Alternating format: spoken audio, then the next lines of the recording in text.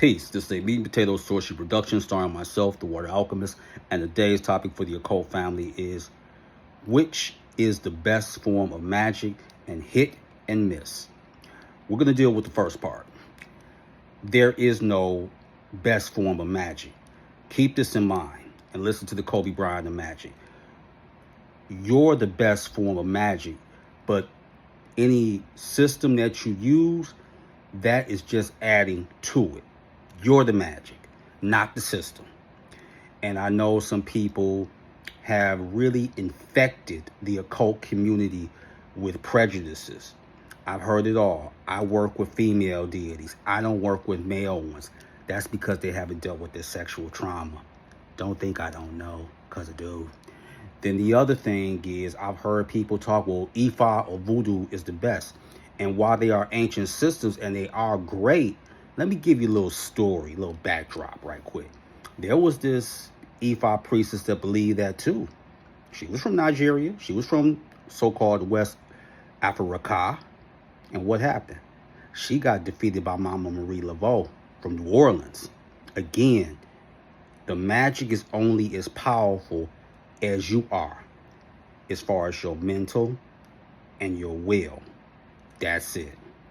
And I've heard this from people in that community. That's not to bash them, because I love them.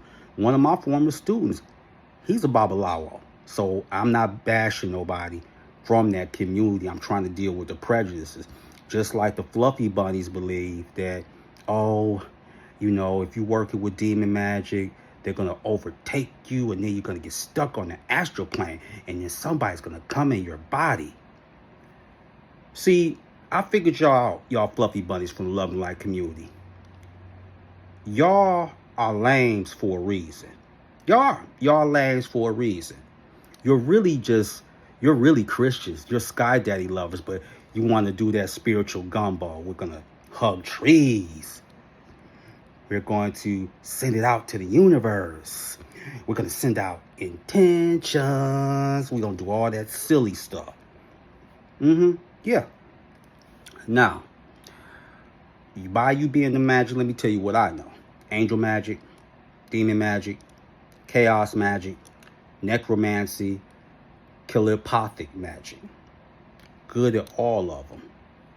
But I'm only good at all of them because the work I put in and because of the black sun within me. So you have to find the best forms of magic for you. And I do want to say this. I have a real problem with certain people in the chaos magic community because some of the information is quality. And we've read Phil Hine, Peter J. Carroll. We read all those books and others, but some lately, y'all thinking that just because of your mind that you can just put out the silliest rituals and then wonder why they don't work. Yes, magic, an element of it should be fun, but it must always be treated with seriousness. And I'm seeing that a lot of people aren't doing that, and it's just become this plague in our community. So don't just think that, oh, okay, I'm going to do a ritual and it's going to be the Tom and Jerry and this should work. No, it's not going to work. Okay? It's not. Accept that. Now let's address the elephant in the room. Hit or miss. Now there are a lot of people, and I talked about this 4 years ago, but I want to hammer home the point. There are a lot of people that they may have a ritual work here, work there, and besides you overthinking the ritual, here's the other reason that it won't work or it doesn't work and it's sporadic as far as your results. The reason it's not working, and I'm going to say it, a lot of people won't, it won't work because you don't like the place that you live in. So it's hard to concentrate on magic or do magic or have an altar and etc. And you and your girl don't get along. You know, you got a child or two by her, then you got to deal with stepchildren. Or if you're a stepmother, you got to deal with either the issue from the past mother or just dealing like, you can't tell me what to do. You ain't my mama. Here's the cold truth. Angels and demons like to function in an environment of peace and tranquility. So it's hard to do something and then, but wait, there's more. Notice how when you get a divorce or you get away from a bad situation, all of a sudden it's like your magic cannot miss. See the correlation? You're no longer in that environment. So that's why the magic not only is working, it'll work to a point that you almost feel bad about it because you're waiting for the shoe to drop. No, it's just that you're out of that environment.